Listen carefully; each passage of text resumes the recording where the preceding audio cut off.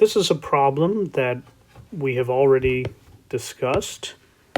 We solved the temperature profile in a rod connecting two walls of different temperature using this differential equation. I want to introduce you to a useful technique that is used to handle a different kind of boundary condition. So we start with this boundary condition. We're going to change it. So it's very common to say, instead of the rod matching the temperature of the wall that it's in contact with, let's imagine that this interface is actually insulating. So it all depends on what materials are used to connect the rod to the wall. So a very common boundary condition is actually the no flux boundary condition. So we're going to say an alternate boundary condition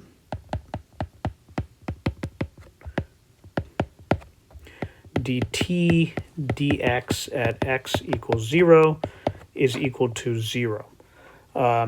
So what this actually is known as the no flux boundary condition.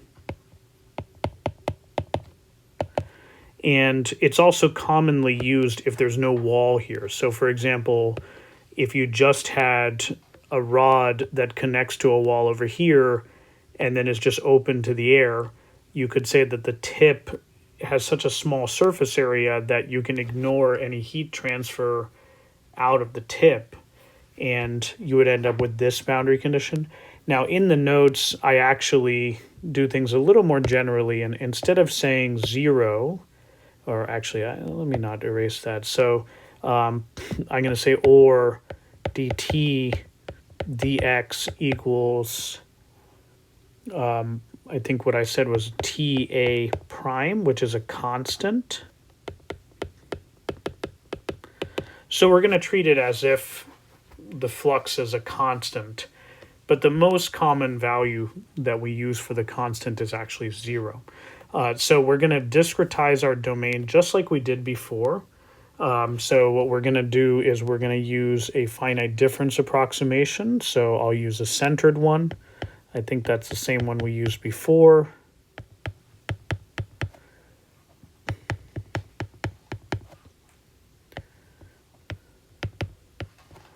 Okay, and this would be t sub I. And let's actually make a grid. So I'm going to say x0 equals 0, x1 equals 2, x2 equals 4, x3 equals 6, x4 equals 8, and x5 equals 10. So the length of the rod is 10, and we are, for illustrative purposes, choosing a step size of 2, just to give us a matrix that's small enough for us to draw. We're going to say T5 is 200, T4, T3, T2, T1, and T0 are unknown. And now, because we're using this differential boundary condition, we no longer know T0. So we've replaced the boundary condition that previously told us the temperature T0. And I want to show you a concept that is used to actually represent differential boundary conditions that it seems a little bit wrong at first, but I think you will find it to be very handy.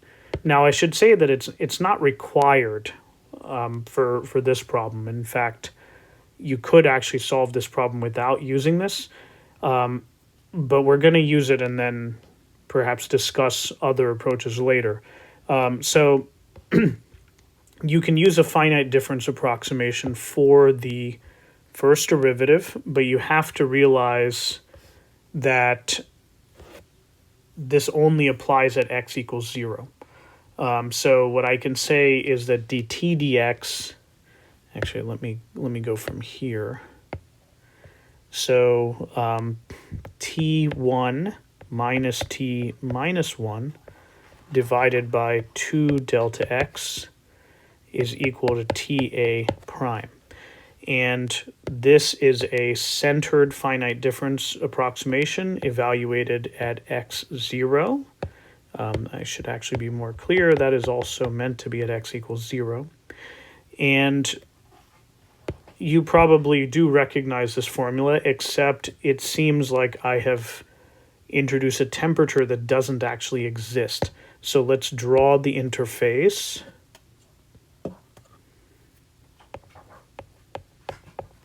So this is x equals 0.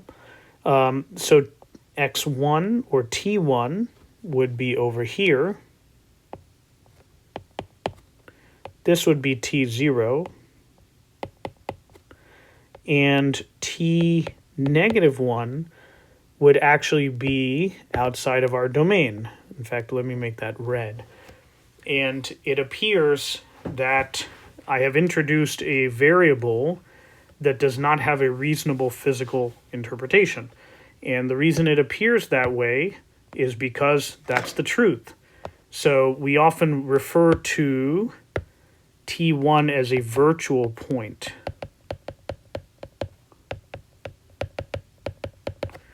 So it turns out that introducing virtual points is actually kind of convenient, because the sole purpose of this point is to introduce a variable that can force the derivative to be 0 at x equals 0.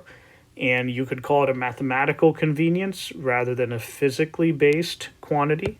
But what you would get is an equation that you could solve and make it obey the boundary conditions. So let's proceed. So if we have x negative 1, you have t negative 1.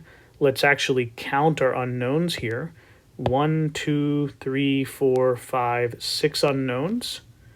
And what we would have to do is we would have to evaluate our differential equation at as many places as we can. And notice that because it's a centered formula, we can evaluate this.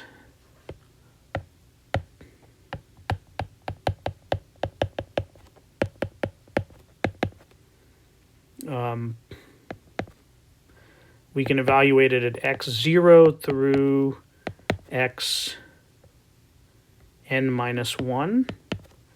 The reason we can evaluate at x0 is because t negative 1 exists, right? So t negative 1 actually exists.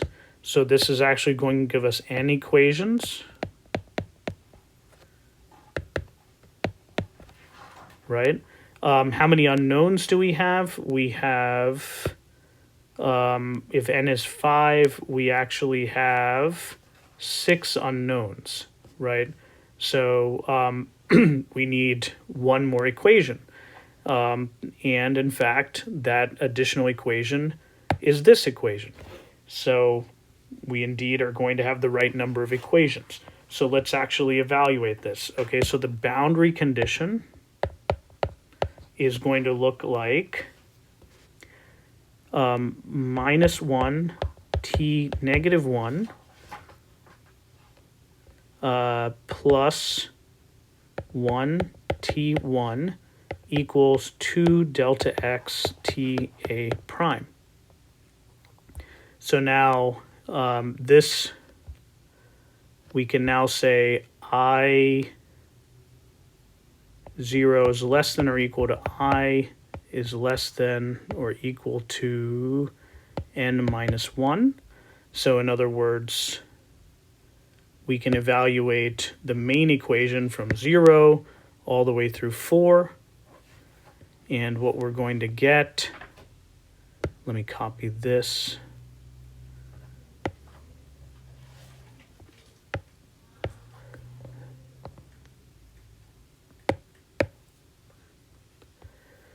We're going to get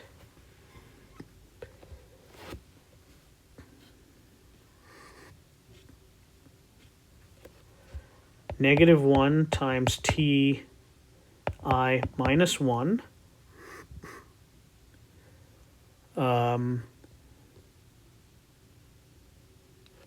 plus 2 plus h prime delta x squared times t of I and plus -1 t of I plus 1. And that's going to equal h prime delta x squared t a. So I kind of did that in my head. Let me make sure that's actually correct. I multiplied through by delta x squared. And then I moved to the other side and I multiplied by -1. So that's a lot of steps. -1, 2. Yeah, I think that's right. Let me actually look at my own notes.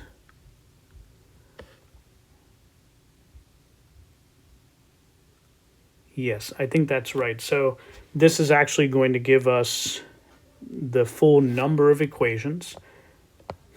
In the particular case of delta x equals 2, this turns out to be 2.04, and this is 0.8. And the equation, the matrix, looks like this. So our unknowns are t minus 1, t0, t1, t2, t3, and t4, 6 of them. You're going to have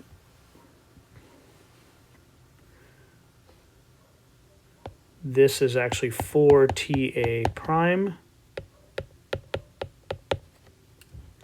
and you're going to have 0.8.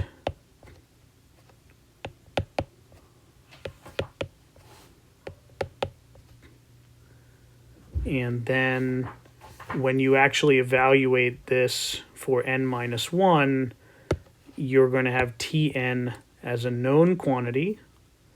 So in fact, actually, maybe I should write it like this. And then I should say I equals n minus 1 is going to give me -1 Ti minus 1 plus 2 plus h prime delta x squared Tn minus 1. This is actually n minus 2. It was correct as I had written it, and that's going to equal Tn plus h prime delta x squared Ta. Okay, so in that case, this comes to 200.8 because Tn is 200.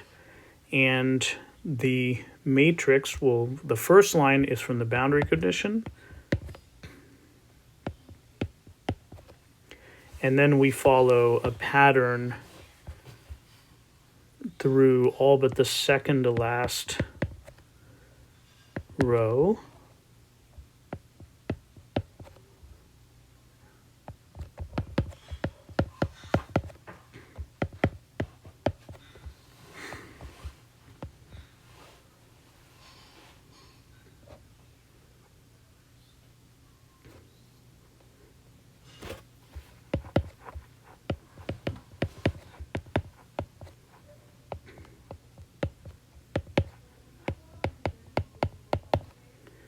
Okay, so now the last row, and do I have the right number? 6 rows, 2, yeah, this is the last row, -1, 2.04, and then this is the term that gets moved to the other side.